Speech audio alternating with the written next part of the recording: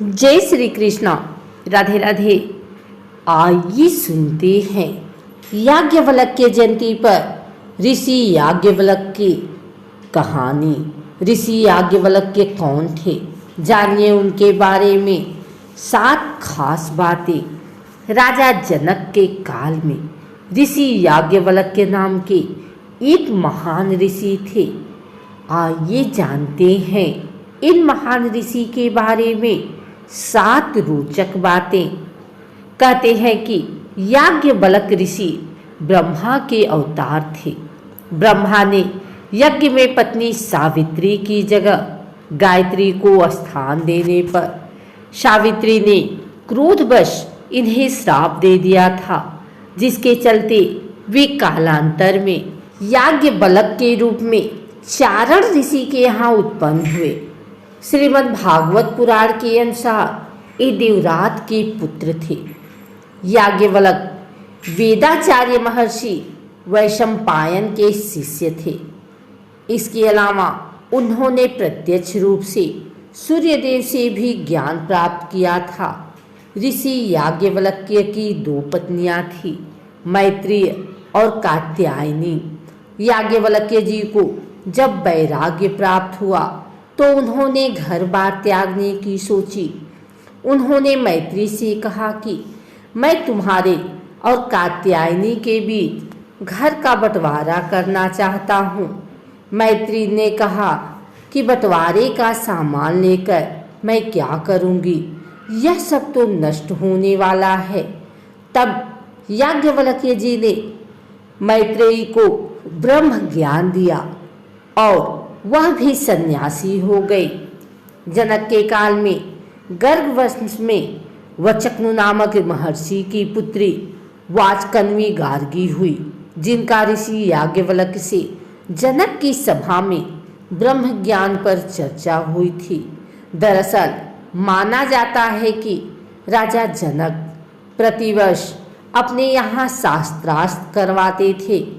एक बार के आयोजन में याज्ञवल्क्य जी को भी निमंत्रण मिला था।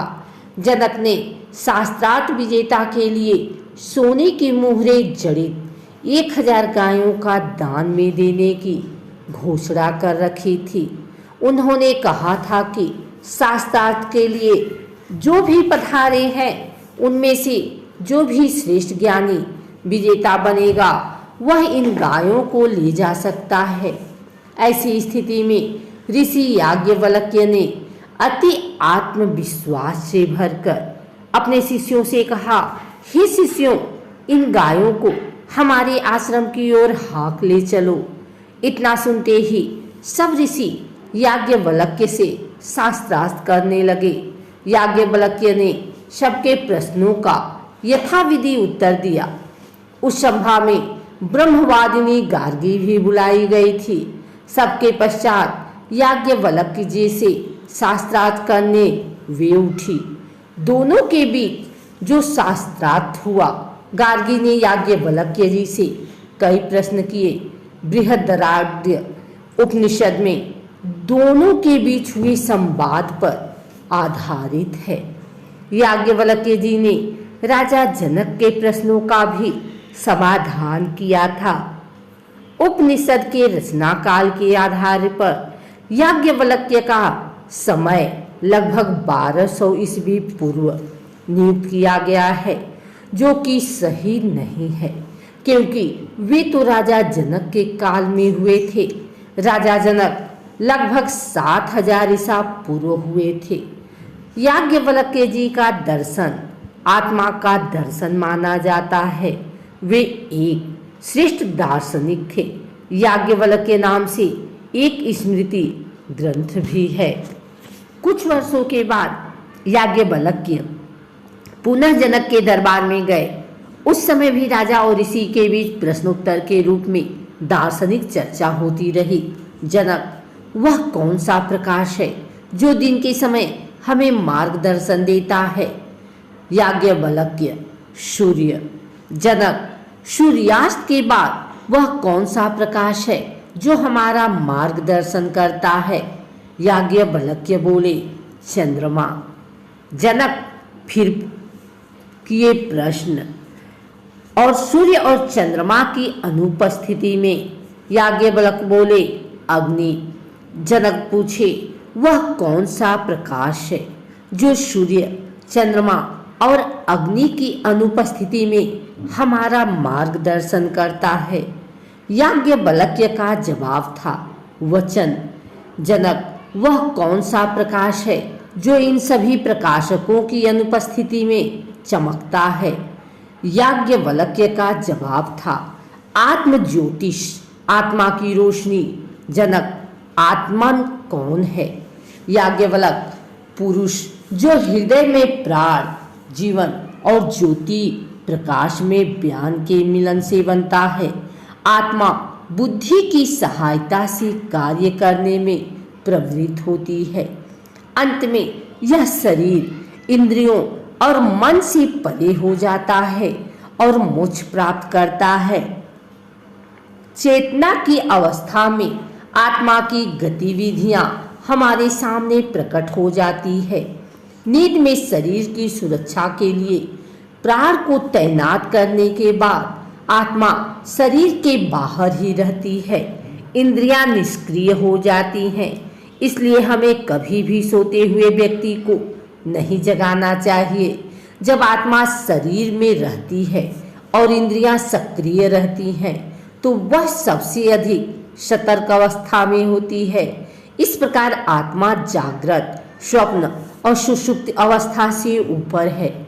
आत्मा शुद्ध ऊर्जा का दिव्य प्रकाश है। जनक ने प्रसन्न होकर ऋषि को 1000 गायें और दी। इसके बाद याज्ञवल्क्य ने सांसारिक बंधनों से मुक्ति की बात की।